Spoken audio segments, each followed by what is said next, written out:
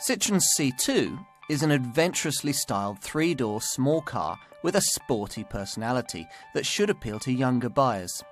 Priced attractively and particularly economical in diesel form, it delivers a lively driving experience.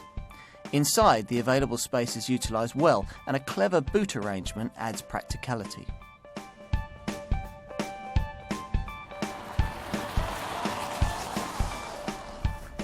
Now you might see the Citroen C2 as either a budget three-door super mini or a smaller city car, but in many ways the categorisations don't matter. Early in this decade, Citroen needed a little car to pick up where its old Saxo model left off, and since its launch in 2003, the C2 has been doing the business on that score. Now in recent times, there's been a minor restyle, which has brought with it what Citroen hope is a more distinctive front radiator grille and a more imposing one-piece front bumper. The C2's a lively prospect on the road with decent grip and taut suspension that invites you to handle it and throw the thing at the corners with a bit of vigour. The springs aren't particularly adept at ironing out bigger bumps, and the C2 will certainly let you know if you drop your wheel in one. The engine range starts with a 1.1 litre engine developing 61 brake horsepower, and that's fine if you just want to get around town.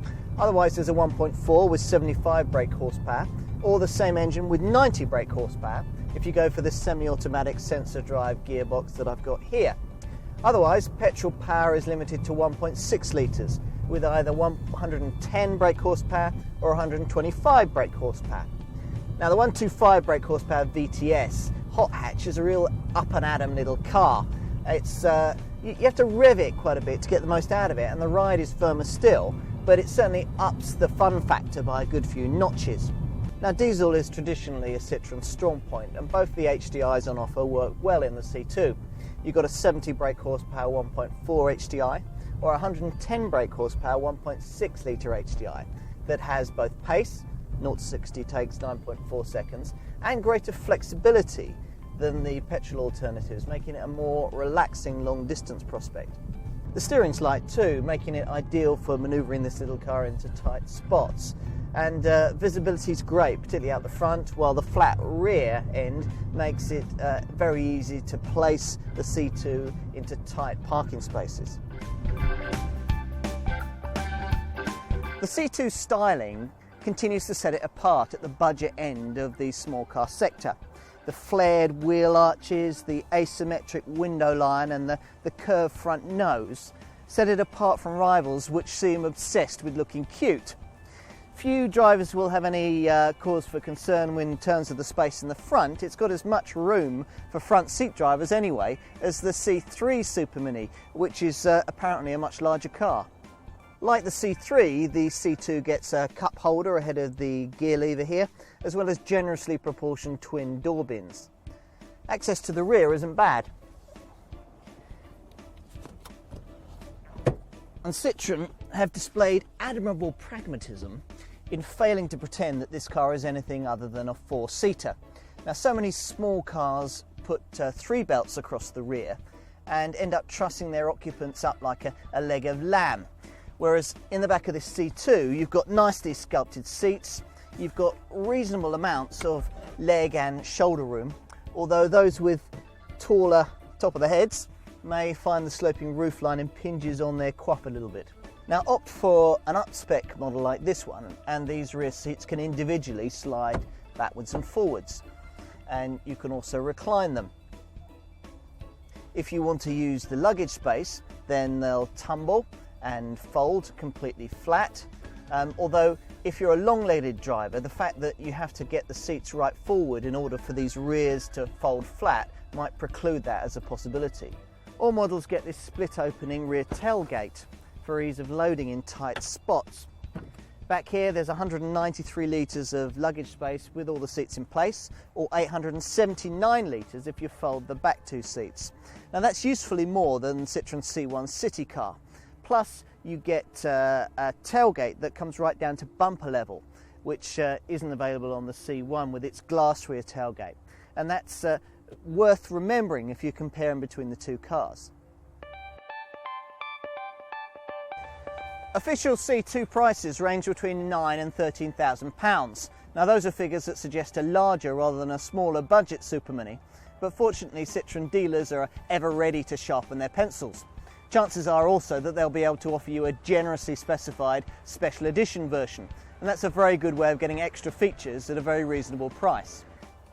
Even entry-level models include an MP3 CD stereo, remote control central locking, twin front airbags and ABS with brake assist. If you insist on the finer things in life, most mainstream versions include body colour for the side rubbing strips and bumpers. You also get those tilting adjustable sliding rear seats and things like electric windows.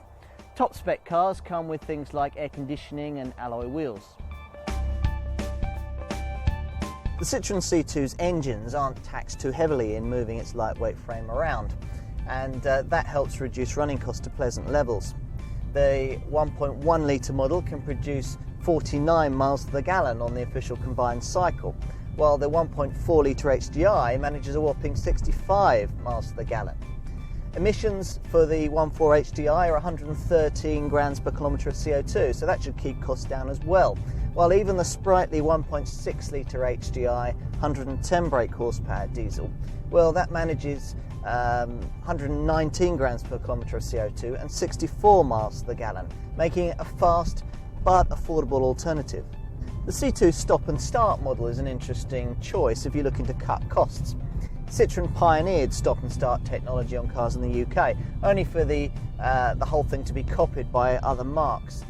In the C2, the whole thing is mated to a 1.4 litre petrol engine and the sensor drive semi-automatic gearbox, plus a clever gizmo that cuts out the engine when you're stopped at the traffic lights or you're in a traffic jam. And that means that when you're in congestion, your C2 isn't wasting any unnecessary fuel. Now the result is a 15% reduction on the urban fuel consumption figure and a 6% reduction on the combined fuel consumption reading. Overall, the Citroen C2 still looks a decent buy. Although the styling may divide opinion and the lack of 3 rear seats may strike it off the list of some, the C2 remains a very welcome option in a market sector populated with a lot of mediocrity. Can it appeal to both the budget-buying family and the young enthusiastic driver? History suggests that the continuing answer will be yes. This model's unorthodox looks and sporty feel are its major selling points. Plus it's tightly priced, of course, and Citroen dealers are never backwards in coming forwards clutching sizable discounts. True, some rivals feel classier inside, but the controls are easy to use and the cabin's generally well designed. If you have your heart set on an affordable yet distinctive small car that's fun to drive, this could well be it.